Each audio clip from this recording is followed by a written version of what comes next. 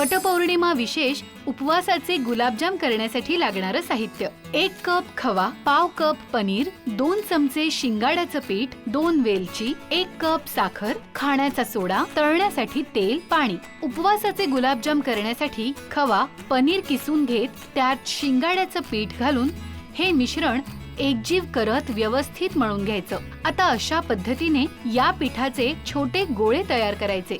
आता पाक तयार करण्यासाठी साखरेत पाणी आणि वेलची घालून एक उकळी काढायची. आता गरम तेलात मंद आचेवर गुलाबजाम सोनेरी रंगावर तळायचे आणि गरम पाकात सोडायचे.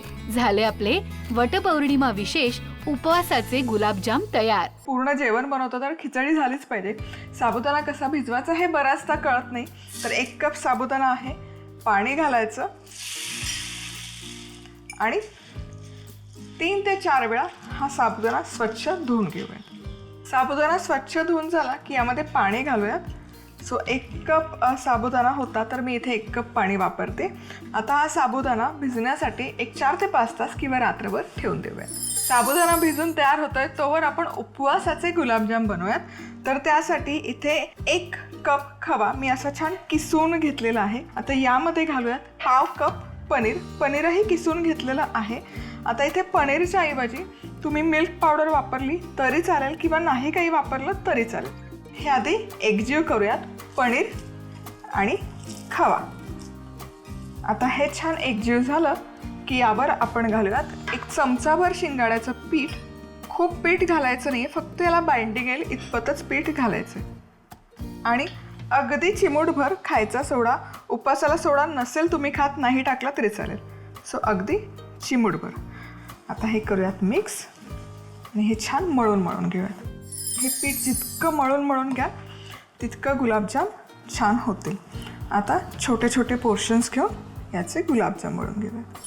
आता आपण पाक तयार करूयात. पाक बनवण्यासाठी 1 कप साखर घ्यायची, यामध्ये घालायचे अर्धा कप पाणी आणि अख्खी वेलची आणि हे छान ढवळत शिजवून घेऊया. इथे साखरेचा पाक 5 मिनिट असा छान उकळून घेतलेला आहे. आता याची कन्सिस्टन्सी चेक करूयात.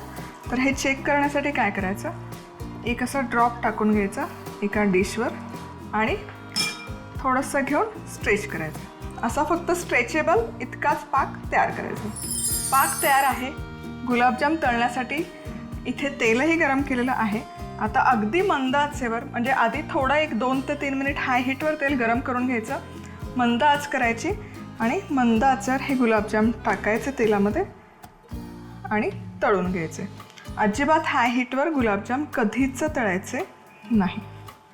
आणि हे तेलामध्ये टाकले ना की हलकंसं असं रोटेट करत राहायचं. छान असा एकसारखा तांबूस रंग आलेला आहे. आता गुलाबजाम आपण काढूयात.